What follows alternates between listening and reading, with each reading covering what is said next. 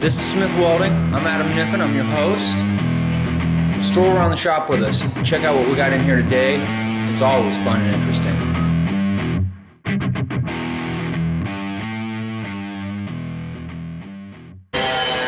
Alright, so busy week around the shop today. What I'm in charge of, Jeremy's painting some baseboards for an apartment for that HVAC company we do work for. John's working on that 39, you saw that. I'm working on I think it's a 2009, 2008 Chrysler 300. I'm going to show you this. The fender's crunched a little bit. To be honest, for what I can get my replacement parts at, it's a crapshoot whether it's worth saving. I'm going to pull the fender and we're going to fix this damage. Let's see what we're looking at. We're charged to detail this car inside and out and fix this fender. Right there. It's got a crease that's supposed to come along down and fall in line. It got hit pretty good. Nothing broke though. So I'm taking out the bolts. And go along here. Taking out the bolts that belong. 1, 2, 3's back there where the wrench is. Got to go underneath. Get that loosened up on this side. There's probably bolts that will go straight in or straight up. I don't know which yet. And usually there's a bolt in the door going that way or that way. If it goes that way, you have to pull the inner fender. If it goes that way, you don't have to pull the inner fender. We'll see. You like that Ancient Aliens fucking socket loss hairdo? Yeah, it needs cut off. All right, Chrysler 300M.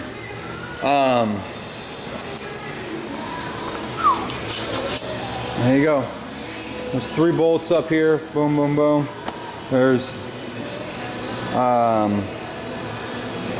3 bolts here and a clippy that it slides into that's attached to the fender.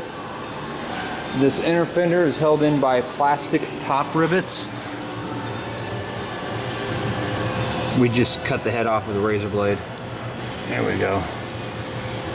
There you go. So this has never been opened up before. This you gotta be gentle with to not hurt that clip. You don't want to damage that to where it doesn't set back in there. That's your rocker cover. You got 2 bolts underneath there, a bolt here and a bolt here. So let's recap this. 3, 4, 5, a clip. 6, 7, 8, 9. 9 bolts, and there were 1, 2, 5 of those plastic rivets there and there. They have to get out of your way to get into this thing. Now see, it's got set up for screws. That punch out is so you can put a clip on there for a screw to go through. So we haven't decided what we're going to do. I had to pop a bunch of the pop pins down inside, and then I can just pull this aside. There you go. So now I've got it over here, and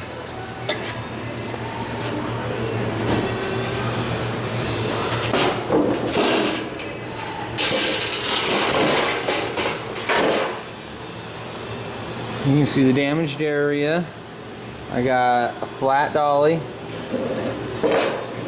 one of my body hammers. And I'm trying to I can actually roll it over and I can hammer right along this line and bring that back out. Most of it's out. I'm gonna have to get in there and crimp that with a pair of pliers and pull that back to true. Next will be this line. There's a line, there's actually a body line that goes here and it comes down, and I'm gonna show you. Show you on the surviving side. You got that line right there, and it's immolated completely in this area. Right here's where that's been hit. It got up into that line, it got into that line and destroyed it over halfway back. There's almost nothing left of that line. So we're reforming all of this. no sweat. The aim is to get done, do 2 swipes of mud and be done. Sand it down, block it out. Good to go. That's where we're at. So I roll it over on its back so I can get a dolly in behind it and I can massage it out with a hammer. I went ahead and did all the hammer dolly work the time would allow, and I blocked it down as I went. Some minor things I'm going to have to detail in the filler. You see I got it mixing, so I'm going to go get this on. First swipe.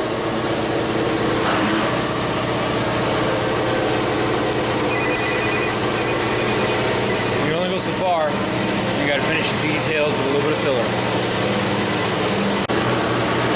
Hammer and dolly, mud laid down, block sanded out. I did all this with a hand block, okay? Power tools would have slowed us down on that. I put it on the car, I checked all my lines, right? So we got them very, very, very close to factory original lines.